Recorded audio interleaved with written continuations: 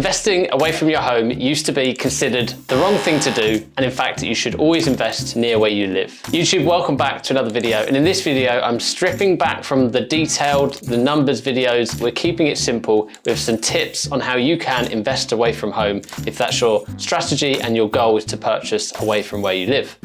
If you've been watching me for any amount of time now, you'll know that I invested 5 hours away from where I currently live, over 270 miles up in Liverpool. And when I started investing in 2019, I was often told by people, by investors, by family and friends that you cannot invest that far away from home. It's a silly idea and there's no possible way that you can manage your property. However, in this video, I'm going to tell you that's absolutely the wrong mentality to have. You can invest far away from home. Lots of people are now doing it because it's much more achievable in terms of price and good return on investment. And on top of that, I'm going to give you some tips in which you can implement today in order to invest away from home successfully. So I just want to start off by saying that people that invest away from home and maybe want to become remote investors are quite often don't put enough work or effort in. I know I said it and I don't mean that personally to you, just as a generic term, property does require effort, and even if you do work with sources and people that help you find and project manage these deals, you still need to put in a level of effort to actually know what you're investing into. At the end of the day, if you inherited some money and a bonus at work, or in fact, even if you just have savings, you wouldn't just throw them into a random stock or a random ETF or fund. I mean, at least I hope you wouldn't. So then why would you randomly choose an area and without doing much research buy a property there? No matter what area you are choosing, whether it's close or away from home, I think you should be spending time in that area, learning the roads, learning the properties, learning everything there is to know about the types of people that live there, your ideal customer, which is your tenant. So first tip is put in some work. Put in some effort. Next up, if you're investing away from home, you need to be thinking about viewing properties in bulk. I've just told you that I traveled 5 hours to view properties.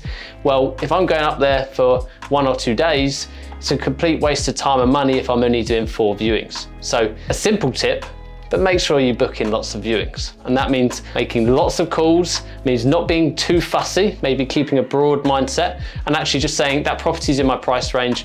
I think it's of interest, I'll go and view it. And then if I like it, I'll make an offer. I would suggest maybe aim for at least 10 viewings a day. Sounds like a lot and it will be very intense. But given the way the market is now, I would suggest booking lots of viewings because quite often some will be taken off the market, they might be sold, and that 10 viewings a day can quickly become 6 viewings a day, which would still be worthwhile. But if you'd only had 4 and now you're down to 2, it might seem or be a wasted trip. So make sure you are viewing your properties in bulk. Now it goes without saying that when you view those properties, you can't just leave it there. You need to have a proper follow-up action, and you need to make sure, particularly on any properties that you're offering on, that you are following them up, seeing what's going on with that property going forward. Now again, in a hot market, unfortunately, that won't be as efficient. You'll follow up on a property, it will be sold, and it's a bit disheartening, and quite often that purchase will go through to exchange and there's no other opportunity. But certainly in a market maybe where it starts to cool down, cool off, or maybe even downturn, things change, things happen. So it's always worth following up, because you might just find that property you offered on has now sold, but when you call up in a month's time, the chain's looking rocky, or the buyer is wasting time, the owner's thinking about putting it back on the market. And that is your chance to resubmit an offer, resubmit your interest, and maybe get on top of a property that would now be worth more if it was to hit the market today than it was a month or 2 ago. So make sure you follow up and do it properly, put a system in place, whether it's a spreadsheet or software, make sure you get on top of that. Of course, it goes without saying for the next tip that every time you do a viewing, I would highly, highly recommend you arrive either early or you leave late before you go on to your next viewing, and you walk around the area that you're viewing that property in. Particularly if this is a new area, if it's away from home, you won't have that individual local knowledge, so that when you walk down a street, you'll get an initial impression and maybe a gut feeling, but it's still worth hanging around for 5-10 minutes, doing a bit of people watching to get a feel for, again, what type of tenant might live there, who is your customer. What kind of customer does this property attract, and is it the ideal customer for what I'm looking to rent to. Now, a few more really useful tips, so make sure you've got that pen and paper at hand. But the first one is make sure you are networking, and I mean physical networking, okay? So if I was going up to Liverpool in January, I'd be looking at, right, when I'm there on these 2 days, are there any physical events going ahead? Can I go to an event about property or even business, but mainly about property, where I can meet other investors in Liverpool? I could meet builders, I could meet an accountant, I could meet anyone that I can add to my power team that's a good contact to have. But in particular, get yourself in that environment where other people are investing, they are buying properties, they're in that same mindset, and you can really build some interesting relationships. And then on top of that, of course, I love social media. You should know that through watching this channel.